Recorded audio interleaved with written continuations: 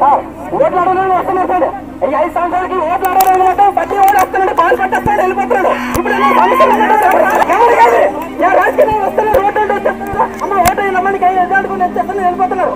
అప్పుడు మాత్రం పాలు పట్టుకుంటున్నారు, చేతులు పట్టుకుంటున్నారు, ఇలా ఫోటోలు తీసుకుంటున్నారు.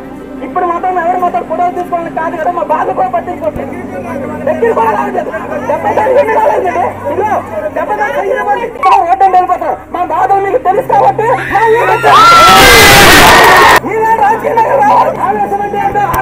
అన్ని మీకు తెలుసు కాబట్టి మా ఊరికి వచ్చారండి. లేకపోతే ఇంకా ఎవరు రారు, రోడ్డు మీద వస్తారు, అక్కడికి వెళ్ళిపోతారు. మీలాంటి మా పేదల కష్టాలు తెలుసు కాబట్టి చాలా సార్లు మన ప్రవేశించారు, చూసాము. మళ్ళీ ఇప్పుడు మా కోసం మీరు వచ్చారు, ఇంత దూరం శ్రీకాకుళం చేయాలంటే మీకు తెలుసు వచ్చారు.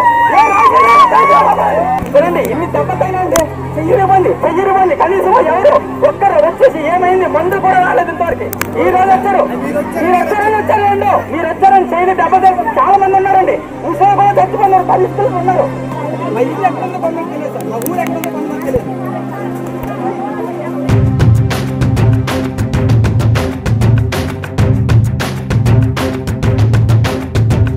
నీ అడుగుల నడిగి చూడు, నువ్వు నడిచిన దూరం, నువ్వు కార్చిన చెమట నడుగు, నువ్వు చేసిన కష్టం. అయినా నిన్ను వీడదా నిన్ను అంటిన దారిద్ర్యం, ఇదే కదా నిరంతరం సామాన్యుడి అంతరంగం.